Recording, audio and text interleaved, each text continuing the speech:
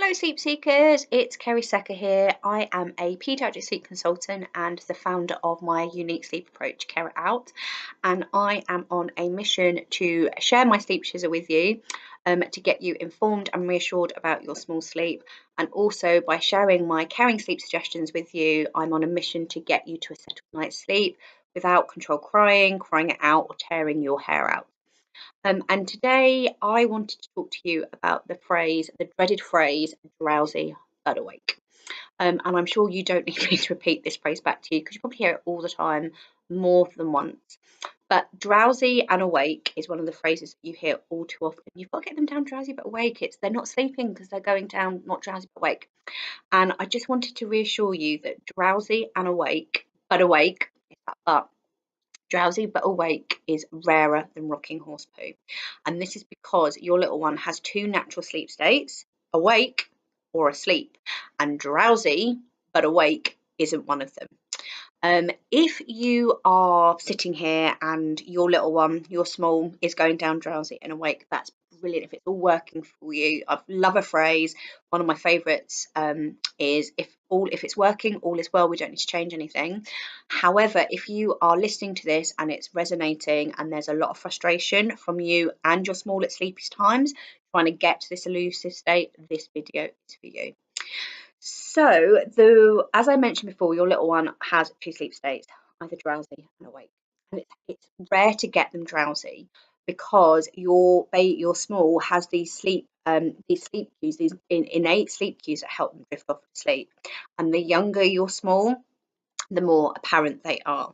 So one of them is that most babies have a very strong suck to sleep reflex. This is how they set themselves and got them off they got to sleep in the womb sucking. For some, it's a really big part. And obviously some, I don't want to call your baby sucky, but some are more, some babies just like to suck more than others, and it's really noticeable. But babies have a very strong suck to sleep reflex, and what that means is as soon as they are on the breast or the bottle, they start sucking, that releases their sleep hormone, and bam, they're asleep. And also, when we are doing that, they are also on you. So before bed, you give them a big cuddle. Being on you it feels good, and it's good to feel good, but it also releases oxytocin, which then helps them to fall asleep. So that's why it's very difficult to get that drowsy awake. They are either wide awake or completely asleep. Now, if you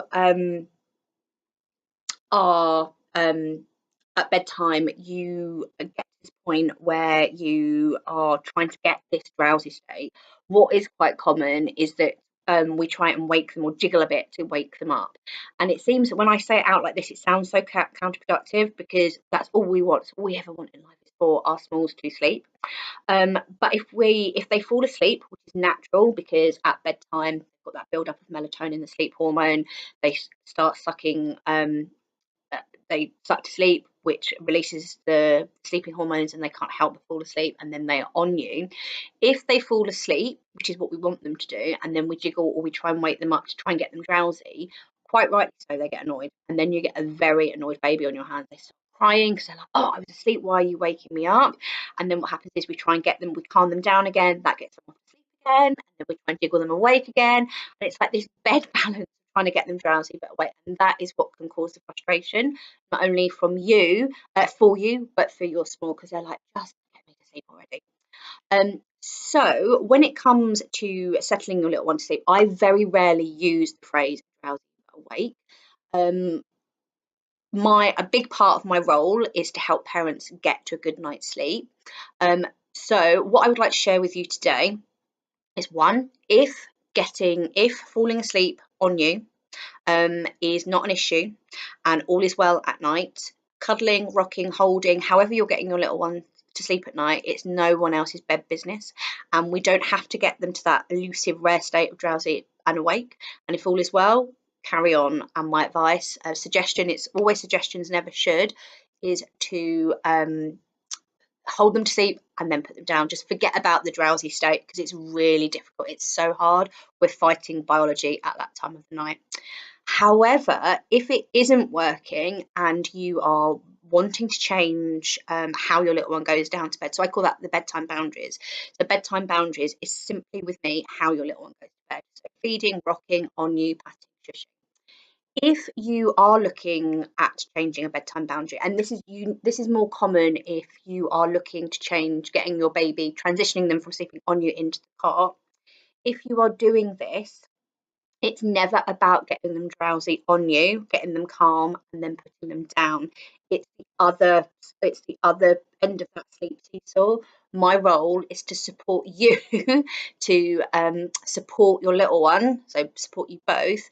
Our role is to support them when they ask for it, and then give them the time and the space to fall asleep, encouraging them to, if the getting them to sleep isn't working, encouraging them to get them drowsy.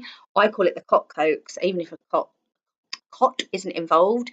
The more we try and do something to get them drowsy, the more we think we're getting them off to sleep. And by the way, you are not making any mistakes at all, but we think we're getting them off to sleep by this coaxing, or we're trying to get them drowsy.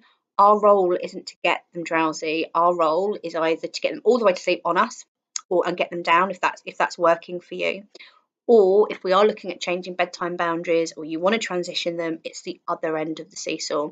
It's about giving them it's support. It's not about coaxing them or getting them drowsy. They can do that themselves. It's just about giving them the time, because it's a new skill, to learn how to do that, and giving them support when they do it. Because picking them up, trying to shush them, and the older they get, it's harder as well. The more we do to try and coax them to drowsy, actually we think we're getting them to drowsy, but actually we can be taking them further away. We can be stimulating, and for a really young baby, everything is really, really stimulating. Any interaction or response can really overstimulate them. As they get older, it gets not so much so, but still, the more we coax, the more frustration there usually is for you and your small, and actually the harder, the more we are taking them away from sleep. So the key then is your role is to support them when they ask for it. It's not about getting them drowsy and then giving them the time and space to do it. And my parting thing that I would like to share with you today is that babies, smalls, toddlers, none of us, in fact, none of us just go, how many times can I say that? None of us can just get into bed and instantly switch off. We all shuffle, move around, moan, go for it. We don't immediately get drowsy like that once we've gone into our sleep space, our beds or our cots or our snooze pods. Somehow we've come, and again, it's not your fault, we've come to expect that this is what's going to happen with our smalls. But it's completely natural that it takes time to get to that drowsy state, and I call it the futs before the fall. For up to 30 minutes they roll, futs, clap, sleep shimmy, sleep shuffle, turn over, sleep snuffle, moan, groan, pass wind, bed burps, all sorts of things, and then they gradually start to get drowsy if they are given that time and that support to do so. And in the beginning, it's likely that your little one is going to need, if it is a big change for them, any change is strange, it does take a little while for them to get the hang of it, and it's likely they're going to need a lot of support. So I hope you found that really helpful. To summarise, I'm going to do it in a very brief summary. Drowsy and awake is a very rare sleep state for your little one. It is rarer than rocking horse poo. I love that phrase. They have two natural sleep states, either awake or asleep. And getting them to that elusive drowsy phase can be very frustrating for you and your small. Frustrating because you just get there and then they'll either awake or they start crying, and for them they're just, I just want to get to sleep. If holding, cuddling, rocking, swaying, shushing is working for your little one, if all is working, all is well. It's not an issue falling asleep that way unless it's an issue for you or it's impacting sleep and you want to have a look at it. You carry on, crack on. However, if it's not working, or we are changing how they go to sleep, their bedtime boundaries, then it's the other way. It's not about coaxing them, the cot coax, to get them drowsy. It's giving them that time to figure it out themselves with support, and it's natural that they futz around for up to 30 minutes, sometimes even longer in the beginning before they go to sleep. And I've worked with so many parents that when we talk the next day, they'll be like, I just couldn't envisage how my little one is going to get drowsy by themselves. And like, I so wanted to go in and coax and do something, and then we just gave them that time, support if they ask for it. Lo and behold, it does happen, and then it gets quicker and quicker and quicker. The more we try and coax them to sleep or get them drowsy, the more frustrating it is for everybody, and the more sometimes our aim is to get them to sleep, but actually we can be overstimulating them. Hope you found that video really super useful. And if you are interested, there's loads of other videos. If there is a sleep subject, I have possibly spoken about it because I love to talk about sleep. Hope to see you all soon. Bye.